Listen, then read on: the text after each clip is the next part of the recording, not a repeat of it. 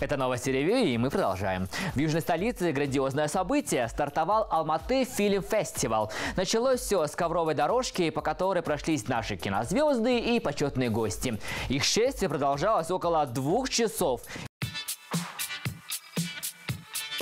Организаторы Алматы Фильм Фестивал устроили казахские Канны. 100 метров красной ковровой дорожки и кинозвезды, одетые на миллион. Ну, или не совсем. Предлагаю оценить подготовку наших селебрити.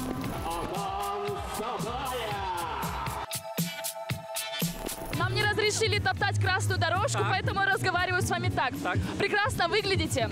Скажите, вообще для вас вот сегодняшнее открытие, какие у вас чувства, эмоции? Ну, я президент этого фестиваля, для меня это очень волнительно, ответственно, да. А долго ли выбирали костюмы? И, может быть, это какой-то люксовый известный бренд дизайна? Нет.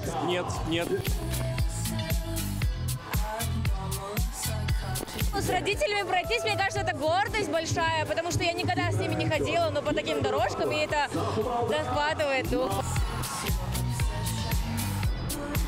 На красной дорожке Каннского фестиваля, что сегодня у вас достаточно такой скромный, сдержанный образ. Ваши, не знаю, 2-3 правила красоты. Человеческая и душевная красота – это самое главное. И сексуальный вырез здесь, и декольте. Все дела. Захотелось. Видимо, период у меня такой.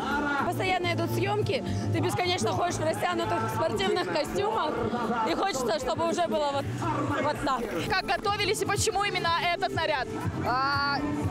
Не знаю, он такой сдержанный, при этом такой какой-то красивый. Я заметила, когда вы шли по красной дорожке, вы так прикрывали вот эту область.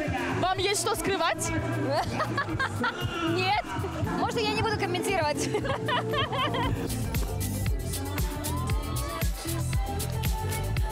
Все мужчины в смокингах, галстуки, бабочки, а у вас ничего нет. А мне тесно. Не люблю бабочки. В пригласительном было написано Black Tie, а я знаю, что такое Black Tie, да.